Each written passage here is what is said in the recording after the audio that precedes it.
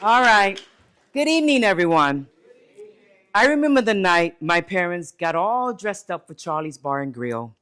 They left laughing and pretending that everything was fine. But by the end of that night, my mother lay bleeding on the floor of that bar, humiliated, alone, and abandoned by every single witness. She came home bruised, swollen, and wrapped in silence. And then she sat before her Buddhist altar and she began chanting Nam-myo Horenge-kyo, so powerful as if her voice could carve a doorway out of despair. And that chant became our lifeline. My name is Dr. Akemi Bailey-Haynie, and I invite you to settle into your story tonight. Because tonight we're not just talking about perspectives or concepts, we're talking about inheritance and how to create a space for peace, about the battlegrounds that we were all born into and the sanctuaries we have the power to create. This TEDxGary talk is entitled Home is Where War Starts and Peace Begins, the name of my new book that will be released in 2026. And it's not just a beautiful poetic phrase, it's the truth. I was born into war, not the kind that's fought between nations, but the kind that unfolds behind closed doors in kitchens and bedrooms and in the silence between breaths. Long before I understood violence, I knew its rhythm. It pulsed through our house like a low drum beat beneath the floorboards, a rumble that could erupt without warning. And in Gary, Indiana, in the late 60s and 70s, war looked more like domestic violence and gang activity and food insecurity. And three of my brothers was caught in his grip, and one was sentenced to 3 life terms. But my mother, a survivor of the dropping of the bomb on Hiroshima, Japan, was just 14 years old when it fell. My mother ran through the streets of Japan for 4 long years. She drew a line in the sand, and not with violence, but with vision. She made space for peace. And through her Buddhist practice, she taught all of us that every single person holds the key to transform their suffering into strength. And she didn't just do it she didn't just pray for peace. She architected it for all of my siblings and me. And as my siblings and I watched her stand trembling but resolute before the man that beat her, that moment became the heartbeat of home is where war starts and peace begins. And it's the reason that I'm standing here today.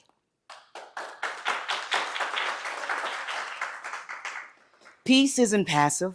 It doesn't arrive, it's made. Making space for peace means creating room for what we've never seen, but always wanted and always needed. There's not a person in this audience or anyone with a home that does not desire peace. So what does it mean to make space for peace? It means giving grief a container, giving joy a rhythm, and giving truth a place to land. My mother did this, not with speeches, but with silence. And not with control, but with ritual. And not with fear, but she did it with expectation. Now let me ask all of you here tonight, how will you create your container for grief? A rhythm for joy, and a place where your own truth within your own life will live and land. Let me tell you a real story about war. At 15 years old, my oldest brother, Valentino, he joined a gang, not to gain power, but to survive. The streets of Gary didn't leave many options. Either you found protection or you became a target. School fell away, girls, drugs, secrets, they replaced homework and curfews. He disappeared for days, and when he was home, he brought the storm with him. They dragged Valentino deep into the woods, far enough that no one would hear the sound of his body breaking. They tied him to a tree like a warning. Then came the fists, the boots, the rage. They beat him until his bones screamed, until his breath stuttered, until the dirt beneath him turned red. Then they left him, bleeding, barely breathing, promising to return to finish exactly what they started. His only crime? Trying to walk away. They told him he had 2 choices. die selling poison, or die running from it. But he crawled, one hand, one elbow, one breath at a time, through the mud, through the sticks, and through the shadows. Every inch was a battle for him, until finally, on legs that no longer worked, he staggered out of the trees, through the back lots, past the broken fences. He reached the front steps of the house just as Mama was about to leave to go to work at 5 a.m. It was barely dawn. The sky was still dark, and the air still heavy with sleep. My mother opened the door and discovered Valentino. He was face down on the concrete, blood soaking through his clothes, streaking his arms and matting his hair. From head to toe, he was covered in the evidence of his resistance. Mama dropped her purse and she fell to the ground. But at that moment, she knew that surviving in our war-filled world had a heavy price to pay, and Valentino, my brother, had just paid it in full. They tried to kill his body, but they underestimated his will. He didn't just survive, he healed. That beating became a burial for the life he once knew, and in its place, he built peace. His body, once a container of grief, became a vessel of joy. The Navy was not his escape, it was his landing place for truth. And I remember that day. The house was quiet, but it was not empty. My mother chanted, Nam Myo Horenge Kyo, not to erase the pain, but to hold it. She lit a candle, grief's container. She rang her bell, which was joy's rhythm. And she whispered names of her children, which was truth's landing place. She didn't ask us to forget.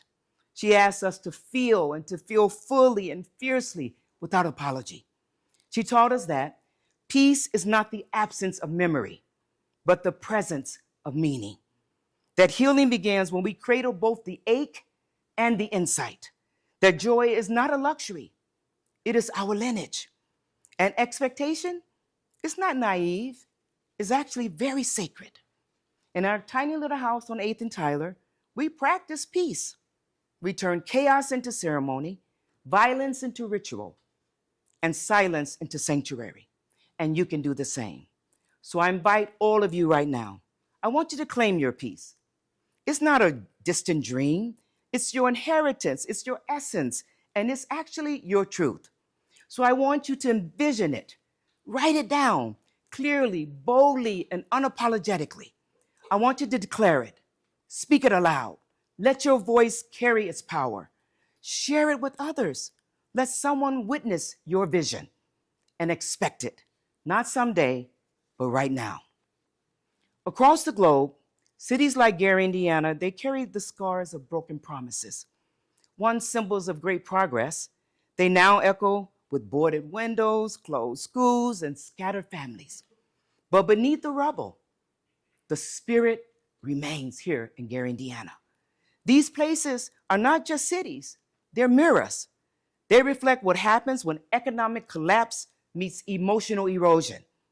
When trauma is inherited, scarcity becomes routine, and dignity is denied by design. And yet, peace is still possible because expectation is how we reclaim it. We must expect dignity, we should expect healing, and we should expect transformation, which is the individual evolving and growing and developing. Just as my mother expected peace in a place of struggle, so too can communities everywhere raise their expectations and build the reality that they deserve and they desire. And I'm very clear through my own life experiences, expectation disrupts cycles. It changes narratives and it rewrites outcomes. I've carried that same expectation into classrooms, into homes, and also to community spaces. It's not naive, it's actually ancestral. Just think about it. The whisper of every elder who dreamed of more. Expectation is a radical act. I remember standing in front of a room full of about 75 principals and superintendents. These are leaders of schools and shapers of young minds. Some of them were the sons and daughters of the Ku Klux Klan members. And one man's father had been the grand wizard of the Ku Klux Klan in Indiana. And there I was. I arrived, I'm an educator, a woman of color, the daughter of a Hiroshima survivor. I was tasked with leading a 3-part diversity and multicultural training for superintendents. But I asked myself, how do you teach humanity to those who was raised to fear yours? And how do you build trust in a room where history hangs heavy in the air? But I knew something deep in my bones. If my mother could survive the dropping of the bomb on Hiroshima, Japan, I could survive this room. And I would not only survive it, I would thrive. Session 1 arrived. I walked in with my head high, my heart steady. But before I even got into the room, I began to notice the signs. Legs was crossed tightly, eyes were buried behind the Wall Street Journal, and arms were folded like barricades. But I didn't flinch. I didn't shrink. I watched, I listened, and I learned who was who. Session 2 came. Something shifted. The banners of ignorance began to lower just slightly. But I thought to myself, if they had caught me about 10 years earlier, I'm sure the outcome of this training would really look a little different than what I'm getting ready to tell you. But children aren't born hateful or discriminating or bullying. They're taught and they are conditioned. So I entered that space not with suspicion, but with expectation. I searched for the why behind the walls. What happened to him? What shaped her? And what pain taught them to hate so deeply? And I was finally strong enough to ask those questions, to listen, not to excuse them, but to understand and to see the human behind the history. So by session 3, we shared lunch, we shared laughter, we shared something real. Real learning began to take place. Peace and expectation were realized through the space that I created in that training room. The superintendent that I told you about, whose father was a grand wizard of the KKK in Indiana, this man actually had a conversation with me, trembling. And he said, if my dad was alive today and knew that I was having a civil conversation with you, he would roll over in his grave. And then, believe it or not, he helped me carry all of my materials to my car. Again, expectation is a radical act. And it says, I believe there is something human in you worth reaching. It says, I will not mirror your fear, but I will model your possibility. Easier said than done, I get it. But now, that is what expectation can do. It creates space for dignity, it opens the door to healing, and it transforms even the most unlikely places into sacred grounds. So expectation is how we build peace, not by waiting for the world to change, but by daring and believing that it can change. We hold fundamentally the key to our own absolute happiness. Peace is not passive. Peace is ceremonial. In our home, peace was something we made through rituals. We had storytelling, naming, prayer, even the way we set the table. These weren't just habits, they were architecture. Rituals became the vehicle for belonging in my home. So we told stories, no matter how raw they were. Our stories weren't polished, they were very real, and they made room for healing.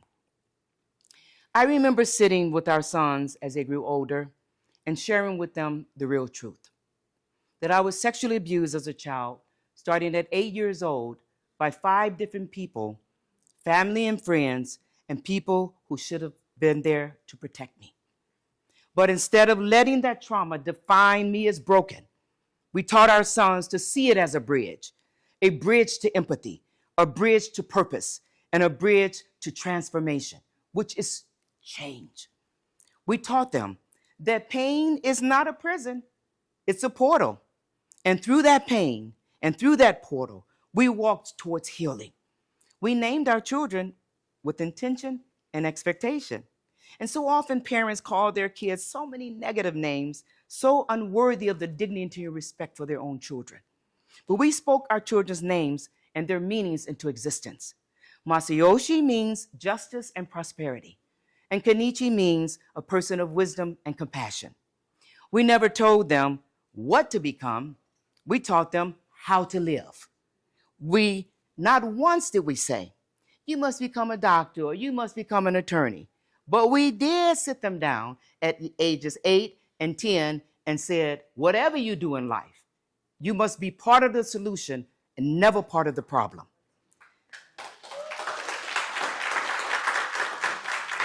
Their names were not just words, they were prayers.